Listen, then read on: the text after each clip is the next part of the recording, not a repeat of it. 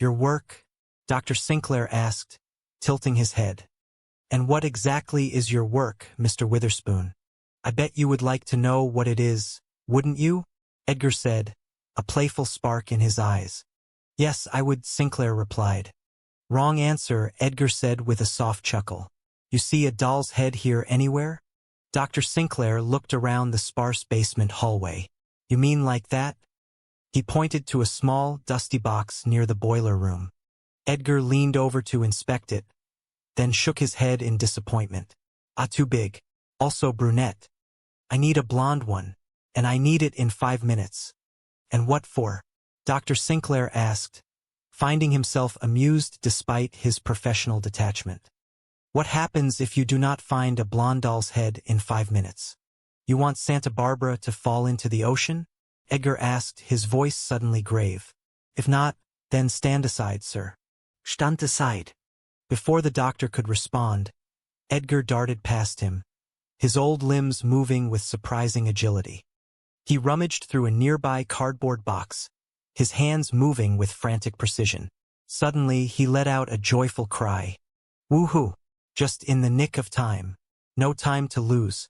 He held up a small, dirty plastic doll's head with tangled yellow hair.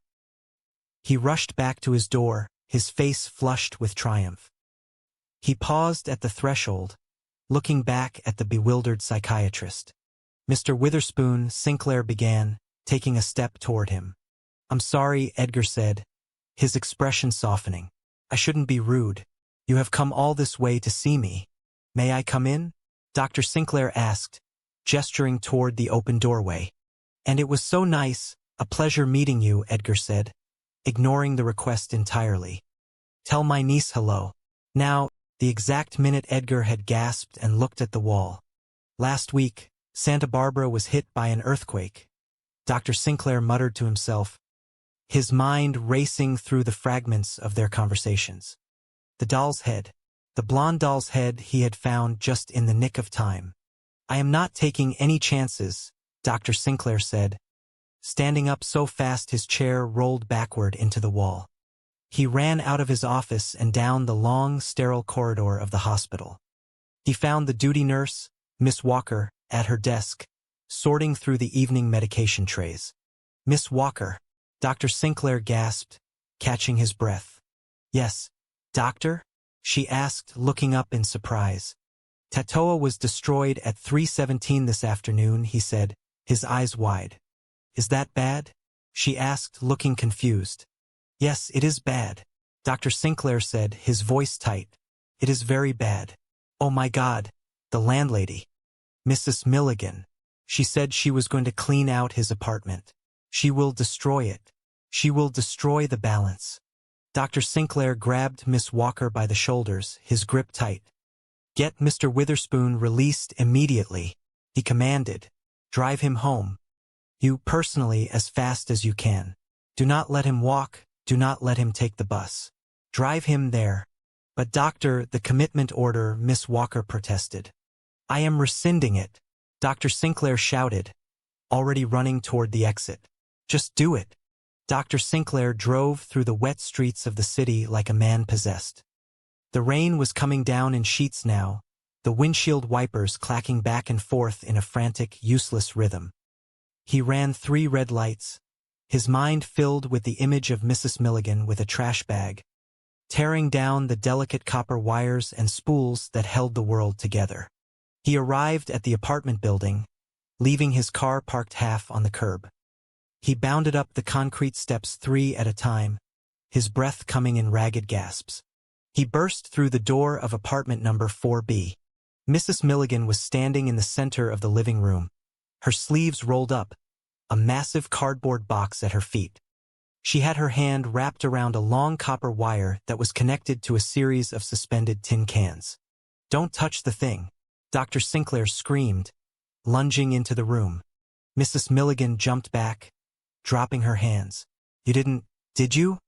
Dr. Sinclair gasped, his chest heaving as he stared at the delicate balance scales. You haven't touched anything or moved anything.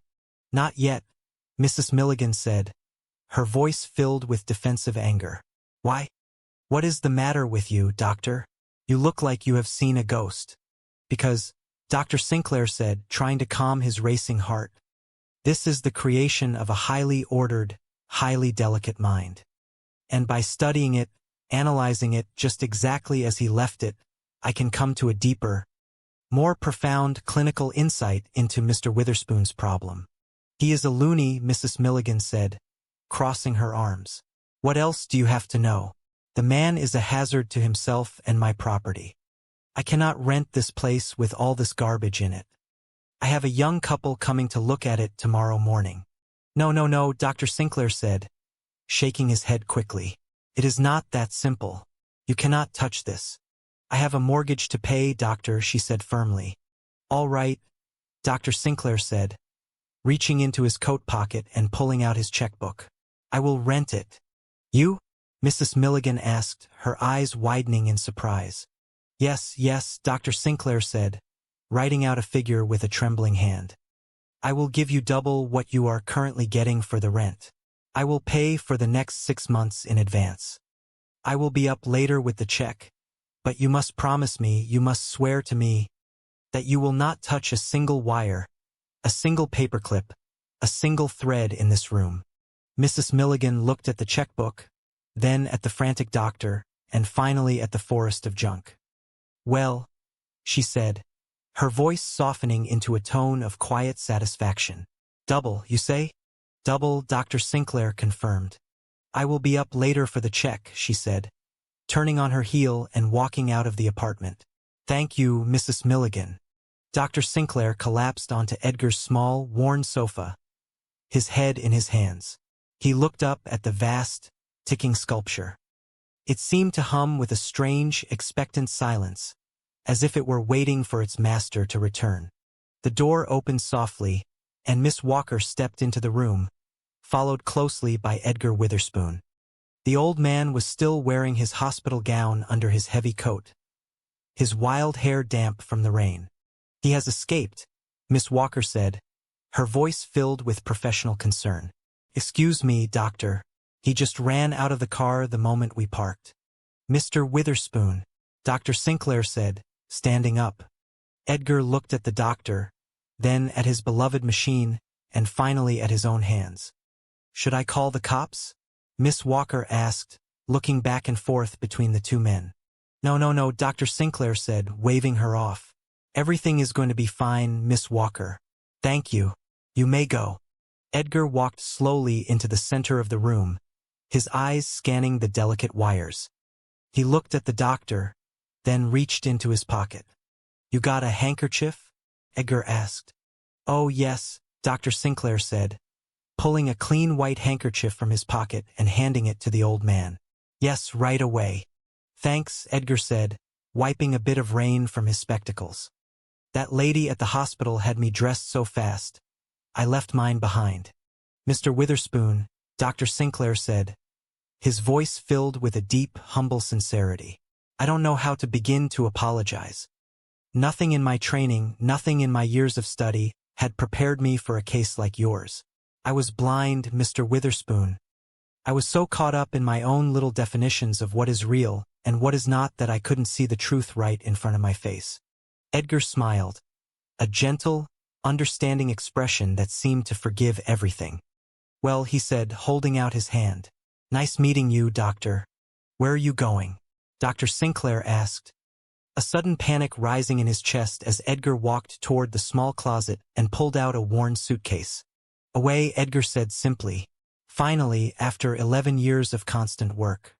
But what about the balance? Dr. Sinclair asked, gesturing to the massive machine. What about the world? The voice spoke to me while I was in your hospital, Edgar explained, packing a few mismatched socks into his suitcase. It said, Edgar, have you ever been to Miami? I said no, but I used to think it would be a nice place to retire. Go for it, the voice said. You are off duty, Edgar. You have done your part. Dr. Sinclair stared at him, his mouth open. You mean all this isn't necessary anymore? He asked, looking at the machine. Sure it is, Edgar said, snapping his suitcase shut. It is absolutely essential.